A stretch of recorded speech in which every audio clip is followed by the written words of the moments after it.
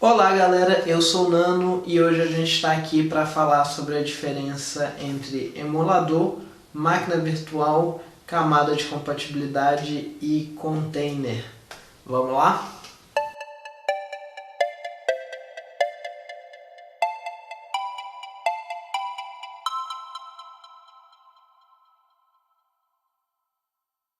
Quase um ano aí sem vídeo e eu escolho o tópico mais técnico que eu consigo, que já teve nesse canal. Mas vamos lá, isso que eu estou falando não é nenhum mistério. A gente vai conversar hoje sobre a diferença entre, por exemplo, o emulador de Mega Drive, que você roda o Sonic ou o Street Fighter, a máquina virtual, que você roda o Linux no Windows ou o Windows no Linux e vice-versa, uma camada de compatibilidade, como por exemplo o Wine, que serve para rodar software do Linux no Windows, ou então o Ubuntu on Windows, que é o contrário, é uma camada que serve para rodar software do Linux no Windows, e um container, que é o que seria o que funciona, por exemplo, um Docker da vida. O Docker ele é um sistema de containers, tem um isolamento entre um software e outro, mas não é um sistema operacional completo para cada máquina. Então vamos lá, vamos falar primeiro do emulador. O emulador, vamos dizer assim, é o software mais força bruta desses quatro que a gente está conversando hoje. O emulador, você pega código de máquina feito para rodar em um processador e traduz esse código de máquina para rodar outro processador. Você pode, por exemplo, pegar código do Mega Drive, que rodava no Motorola 68000, que era o processador do Mega Drive, e traduzir esse código para rodar num processador x86, de um computador moderno. Esse tipo de coisa se chama emulador.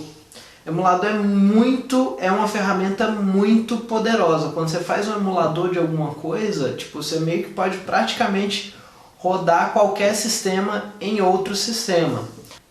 Só que o emulador ele tem algumas desvantagens. Como você tem que, para você rodar o código de uma máquina em outra, você tem que traduzir esse código de máquina. Cada processador diferente tem o seu conjunto de instruções. E cada conjunto de instruções dessa arquitetura vai funcionar de uma maneira diferente. Tem muitas similaridades, mas na prática tem muitas diferenças também. Então você tem que traduzir ele em tempo real. Você tem que ter um software, uma camada de software entre o código que você quer rodar, que era por exemplo, o jogo do Mega Drive, e o seu sistema, o seu computador no qual você está rodando, você tem que ter a camada ali no meio, que é o emulador. E esse emulador ele tem que traduzir em tempo real de execução todas as chamadas que iriam para o processador do código do software que você está emulando. Então assim, isso é um peso computacional muito grande. Cada instrução tem que ser traduzida para a instrução de máquina do sistema em qual você está emulando outro sistema. E além disso, no geral, emuladores são feitos... Tem muitas situações onde você tem informação precisa de como a máquina que você quer emular funciona. Em outras situações, não. E aí nessas situações você meio que tem que fazer uma engenharia reversa de como que aquela máquina funcionava para poder emular ela direitinho. Como que aquele processador funcionava para poder emular ele. Então assim, emulador é o lado mais força bruta de tudo. Funciona, você pode rodar qualquer software de qualquer máquina em qualquer outra máquina.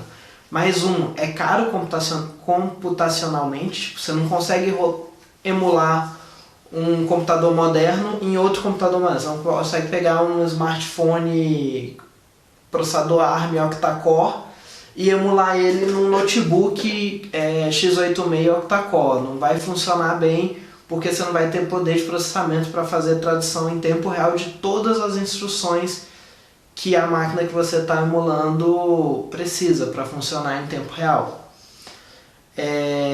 E além disso é mais difícil de desenvolver, principalmente nas situações onde você não tem bem documentado como que a máquina que você está emulando funcionava. É por isso, principalmente, que a gente costuma levar alguns anos, tipo, sai um videogame novo, levam alguns anos para se desenvolver um emulador funcional daquele videogame. Um, porque a gente não tem poder de processamento para rodar uma máquina atual em outra, e dois, porque por conta desse trabalho, videogame é um exemplo claro onde não se tem uma documentação clara de como a máquina original funcionava, e aí meio que tem que funcionar na engenharia reversa para descobrir como que ela funcionava para o emulador funcionar também.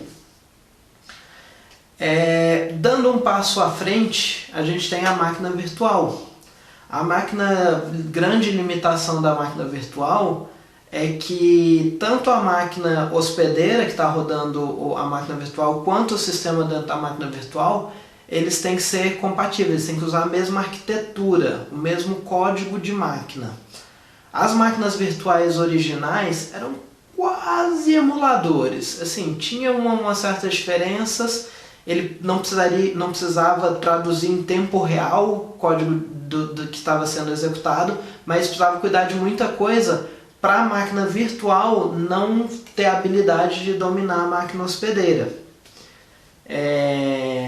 E a máquina virtual, o uso dela é principalmente esse. A gente usa a máquina virtual para rodar o Windows em um sistema Linux. Você roda um Windows inteiro dentro de um sistema operacional Linux. E hoje em dia, a maioria dos processadores modernos já tem instruções no próprio processador para facilitar a criação de máquinas virtuais. O próprio processador cuida de parte do isolamento da máquina virtual e da máquina hospedeira. Então você pode rodar o código da máquina virtual praticamente em tempo real no processador da máquina hospedeira.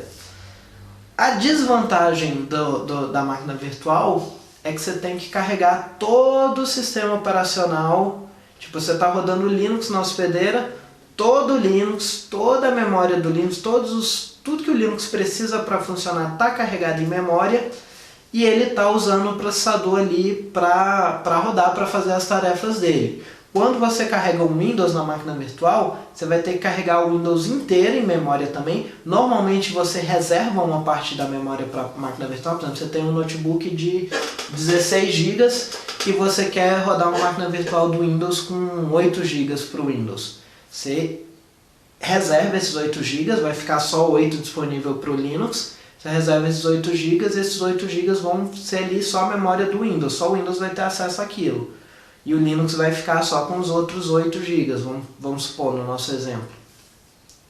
E os dois sistemas operacionais estão rodando ao mesmo tempo, dividindo o recurso de processador, memória e por aí vai. Em geral, divide mais o processador. Memória, ele isola as duas memórias, e o processador, a máquina hospedeira, tem um software que fica cedendo o ciclo de máquina para a máquina virtual funcionar. Uma máquina virtual, quando tudo está funcionando certinho, o sistema da máquina virtual não é para distinguir se ele está numa máquina virtual ou numa máquina real. A máquina virtual é útil também. Você pode rodar dois sistemas operacionais na mesma máquina, mas você está dividindo recursos entre esses dois. Você tem uma quantidade finita de poder de processamento de memória e você tem que dividir nos dois, e normalmente é uma divisão bem rígida. Você diz tantos gigas é para a máquina virtual e tantos é para a hospedeira. A máquina virtual vai poder usar tantos núcleos do processador. Então é uma divisão bem rígida. E aí, acima disso, a gente tem uma outra possibilidade, que é a camada de compatibilidade. Quem já ouviu falar do Wine, por exemplo? Wine, a sigla do Wine, a sigla é uma jogada com a própria sigla. A Wine é a sigla para Wine is not an emulator, ou seja, o Wine não é um emulador. Justamente porque ele não faz essa isolação da máquina virtual. Ele não cria uma máquina virtual ou um processador virtual para rodar software Windows no Linux. O que ele faz? Ele traduz chamadas do sistema. Todo software desenvolvido para uma máquina, ele vai rodar, vai ter parte do software que vai rodar direto no processador. Quando você cria um código lá assim, C, sei lá o que, você compila esse código, ele vai gerar um código de máquina. Esse código de máquina, em geral, vai rodar direto no processador. Só que de vez em quando ele acessa, por exemplo, localizações de memória específicas de um sistema operacional. Vamos supor que o Windows tem uma localização lá especial na memória que é usada para acessar acesso a disco.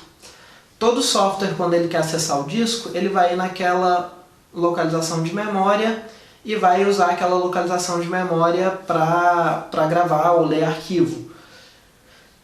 Só que isso é uma posição de memória específica do Windows. O que o Wine faz? Ele fica lá no meio vigiando o que o software está fazendo. Enquanto o software está mexendo ali na própria memória dele, internamente, só rodando os códigos no processador, está tranquilo. Quando o software tenta fazer uma chamada de sistema, acessar uma posição na memória, alguma coisa assim, relativa ao sistema operacional, ao Windows, ele captura aquilo ali, aquela solicitação no meio do caminho, traduz ela e faz a solicitação para o Linux. Ele faz esse intermédio. Tudo que o Linux... Tudo que o software Windows precisa do Windows, ele fica no meio do caminho, vê o que aquele software quer e só ele faz a chamada de sistema no Linux. Isso hoje a gente tem nos dois caminhos. A gente tem o Wine, que roda software Windows no Linux, e a gente tem o Windows Subsystem for Linux, que roda software Linux no Windows. E os dois funcionam de maneira muito parecidas. E hoje a gente tem softwares mais complexos, como, por exemplo, o DXVK, que o DXVK ele funciona em conjunto com o Wine para traduzir solicitações DirectX. Por exemplo, no Wine, normalmente você não consegue rodar jogos muito modernos porque ele não tem implementado toda a compatibilidade com os DirectX mais recentes. Esse software, o DXVK, ele captura solicitações de sistema de DirectX e traduz elas para Vulkan, para o driver de vídeo rodando no Linux. E o quarto bicho nosso aí que a gente está falando seria o container.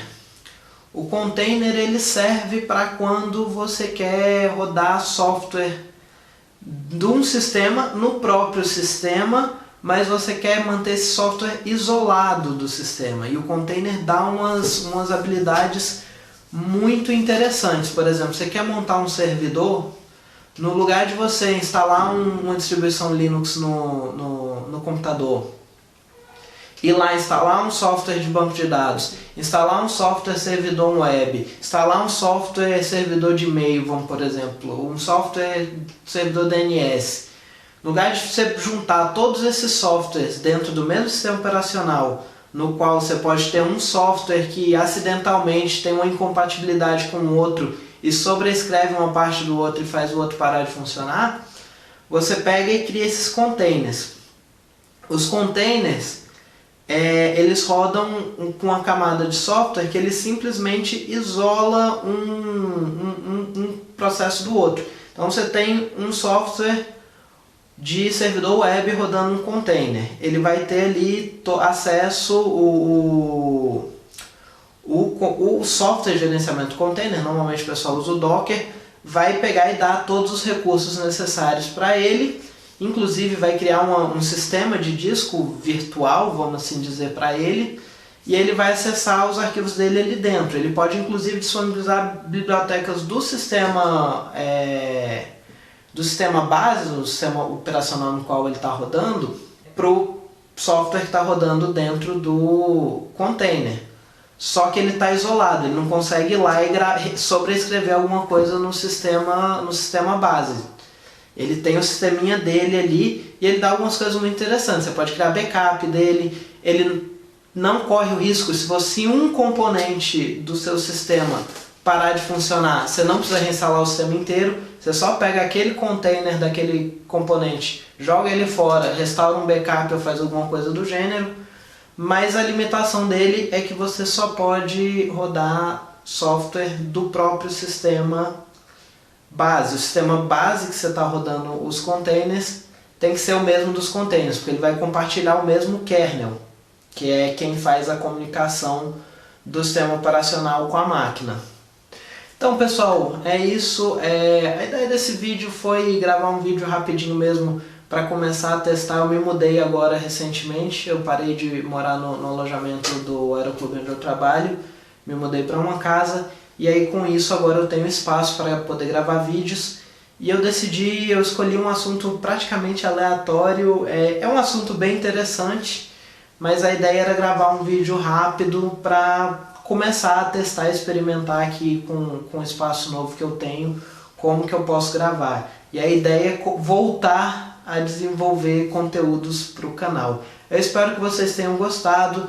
Esse vídeo, assim, é um assunto que eu entendo um certo tanto, mas eu não sou de maneira alguma profissional nesse assunto, então se eu tiver cometido algum erro, pode falar no comentário.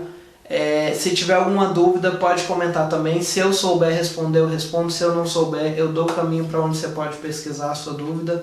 E é isso, pessoal. Espero que vocês tenham gostado. Deem joinha aí no vídeo, se inscrevam no canal e até a próxima.